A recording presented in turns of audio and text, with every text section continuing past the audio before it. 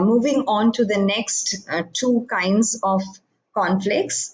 The third kind of conflict is where you have man struggling with himself. So, for instance, you have this kind of a struggle in Shakespeare's tragedy Hamlet, where Prince Hamlet is not able to come to a decision. And he's in this predicament where he's battling his own demons, which are inside his mind.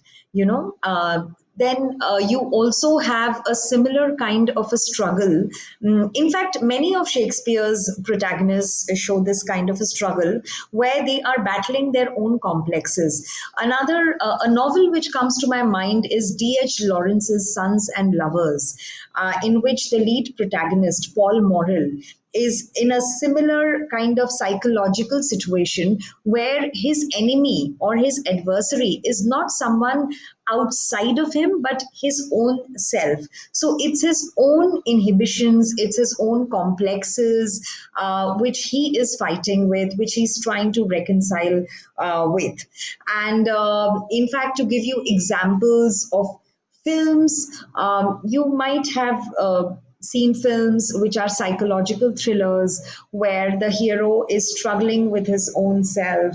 You know, sometimes the hero has maybe the hero is psychologically ill. He's a mentally ill person, you know. A movie comes to my mind, I think it's Karthik calling Karthik, in which you have this Farhan Akhtar, the hero's role is played by Farhan Akhtar, and he has these kinds of hallucination that someone is calling him. But in the end, we come to know that it's a kind of a split personality, and he's schizophrenic. So his worst enemy is he himself. So that's the kind of struggle you see in the third kind of conflict, which is man versus himself. And the whole journey then becomes about the protagonist, whether it's a man or a woman, transcending this problematic self and kind of vanquishing or being able to go to the next level. So, this is a kind of inner struggle where the protagonist emerges victorious, or maybe sometimes this other self subsumes the protagonist also. That's also equally possible.